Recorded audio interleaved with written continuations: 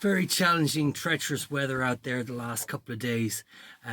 Over the weekend, it was freezing cold, and then just now, there's a horrible storm just blowing through everything around my property.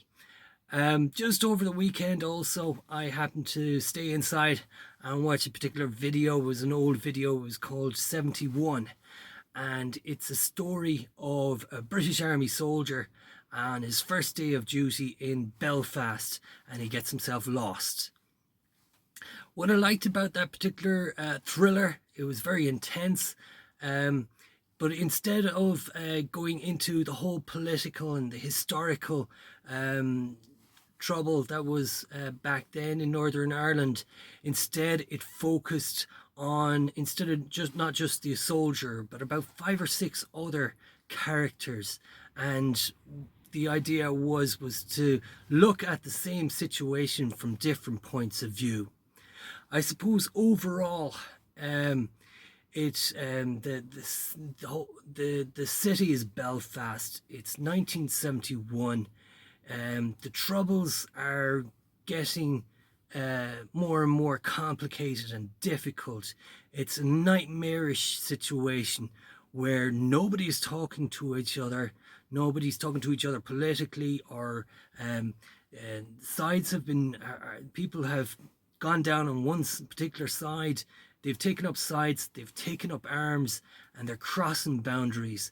And hardliners are finding themselves crossing the line and going into violence. And it didn't matter who they were all falling into the same pattern. I suppose to start off with, I would start off with the young college student.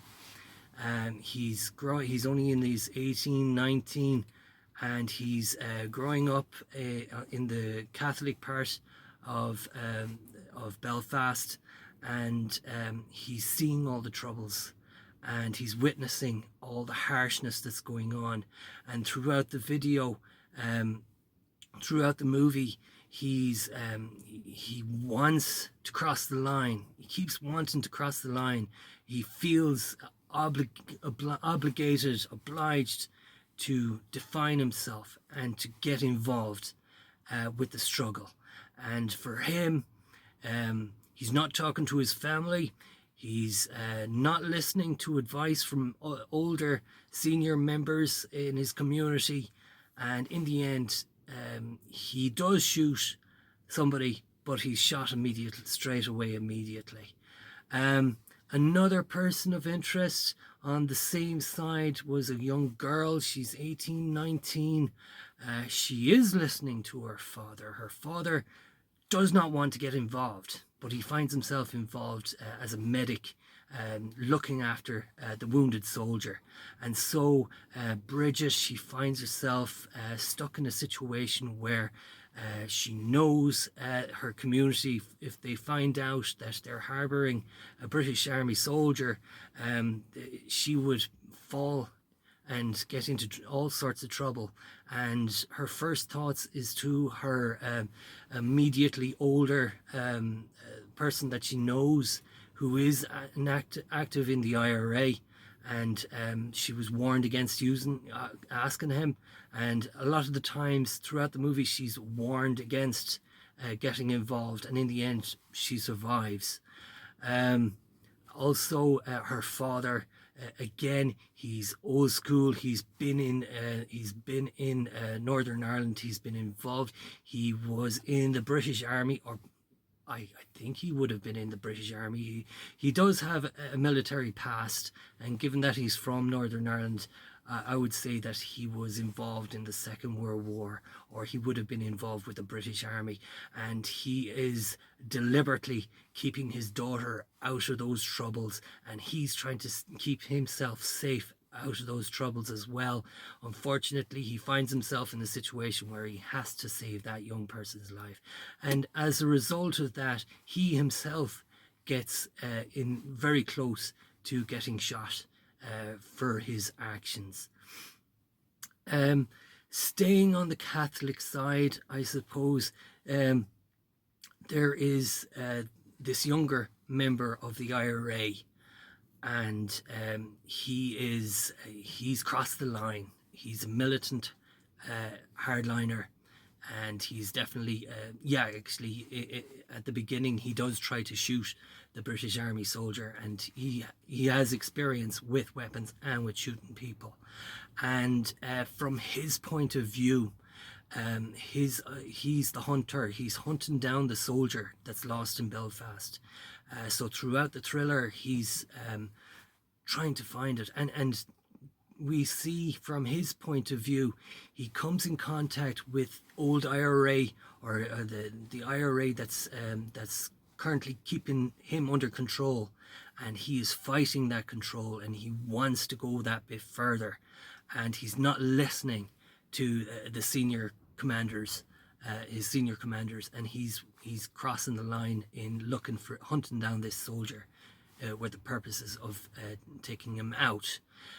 As a result of him not listening and not paying attention and going off on his own with his own active support unit, they all end up getting shot.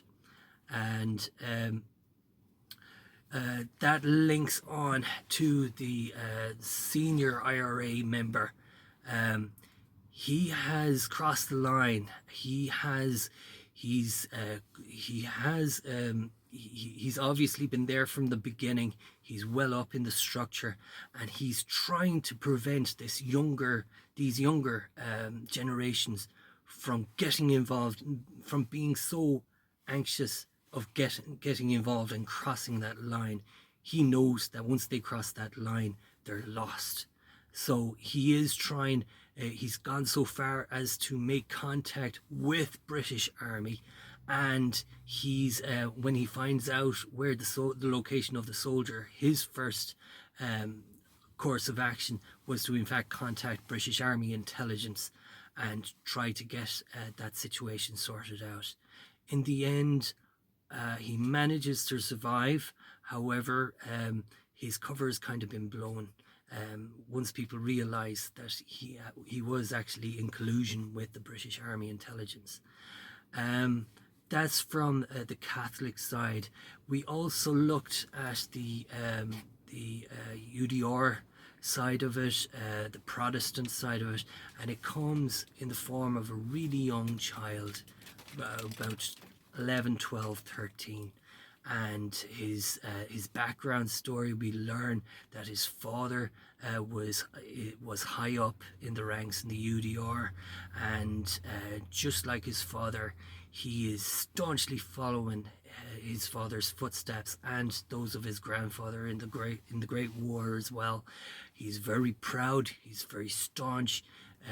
He's so single-minded, and he isn't in the movie for very long, just to see that that a particular generation, if they're brought up to believe in hardline views, they're destined to fatality. And that's what happens in the end. He's actually blown up in a pub that belonged to his uncle, who was at the time building a bomb. And I suppose we can lead on to that. What was the uncle doing with the bomb? His uncle and his active support unit, they were actually getting training from a British Army intelligence operative, and the idea was that they were going to build the bomb, take it to a Catholic pub and blow it up. And in the process of them doing so, it's kind of unclear, was it rigged to blow up itself, or did they accidentally cause it to blow up? But in the end, it was a catastrophe, and that brought around the end of the young child as well, and it brings into play what was the British Army doing with it. And but moving on from there, I suppose we could look at the institutions that was there. Firstly, there was an RUC officer, and to see when you think of the RUC, the Royal Ulster Constabulary, you think the police, you think of an institution with values and principles and standards.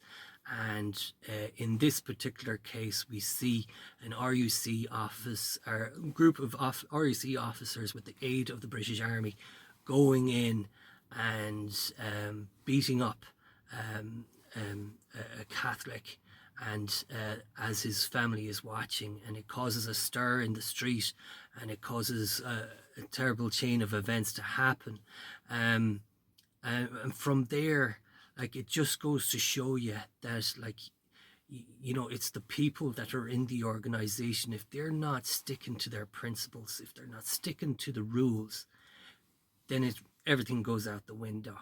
That's what I got from that. On top of that, we finally get to the British Army. The young fella, he's from Derbyshire.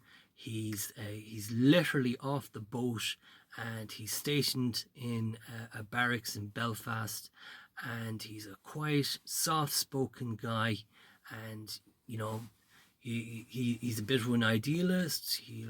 He'll do the job, but his first experiences of witnessing what the RUC did to that person, he witnessed the consequences of that with a street brawl. He witnessed his comrade in arms losing his gun and being and he witnesses seeing his comrade in arms getting shot, and then he finds himself getting lost in the city, and in the end he finds himself being debriefed by his senior commander, and it isn't long before he just quits the army. And there's even a scene later on where he's trying to get in contact with his brother, his younger brother, in an orphanage. And at the beginning of the film, he's really quiet spoken and polite, but by the end of the movie, he is angry, deeply, deeply angry. So from the view of the squaddies, they were just following their orders, and it's just it has an effect on them when they are trained to follow principles and values, only to see them being thrown out the window at the first opportunity, at the first situation. It weighs heavy on any man's mind. On top of that, there is also the British Army Intelligence Services, and to see those guys they're playing both sides. They had links to the UDR, as I said earlier on, but they also had links with the IRA as well. And in the debriefing at the end, the private, the soldier, he finds himself in the same room as this high-ranking officer, trying to explain to the officer that they didn't talk about the pub bombing, but they did talk about the fact that this young private had been left out in Belfast and couldn't be accounted for, and eventually they successfully pulled him off the streets, making it look like the private himself was the cause of everything. But on top of that, when the private's commanding officer is advocating for the young private, and they are questioning what was British Army intelligence involvement in this particular matter, and all the senior officer said was it was a confusing situation. And by saying that to the senior officer twigged that there's only so many times that particular officer can use that particular excuse. So he knew that was a cue to basically cut it from there, because it was either going to cost the army either a simple private or a high-ranking intelligence officer. So straight away, it just shows the difficulty in command in those particular situations. And for myself, after thinking about it, it makes you realize that if you are ever thinking of a career in the army or in security, it really should be about defense. when it comes to offence, there are so many. It gets very, very complicated very, very quickly. It can drive people mad, and in fact, that's the whole point of offensive operations. It's to literally drive people mad, disruption, causing all sorts of mayhem, and it really is something that that's best left to very intelligent people. But on saying that, they'd have to be psychopaths, sociopaths, to be able to think and to act in such a manner. It really is dark side stuff of the army, and unfortunately, it has to be done. Otherwise, the enemy would have the upper hand. Overall, for me, the movie, just shows the wheel of violence, how ignorance, not paying attention, not communicating, being dishonorable, being disrespectful, all those negative traits cause that wheel to turn. And once hardliners cross the line into militant hardliners, there really is no going back. That wheel has literally turned, and unfortunately that wheel is turning a meat grinder, and the more and more people who fall into that meat grinder, innocently or through otherwise, or just by crossing that line, it really is, that is the edge. That's the very edge that no human being should even think of exploring or trying. At the end of the day, it costs so many lives. It's inhumane, and for me, in the light of the riots in Dublin only a couple of weeks ago, and to seeing right-wingers and extremists jumping on that bandwagon, don't pay attention to them at all. They really are jumping on a crazy bandwagon, trying to destabilize everything. But there's plenty of sound, solid people out there to make sure that that never happens. That's all I have to say. Take care.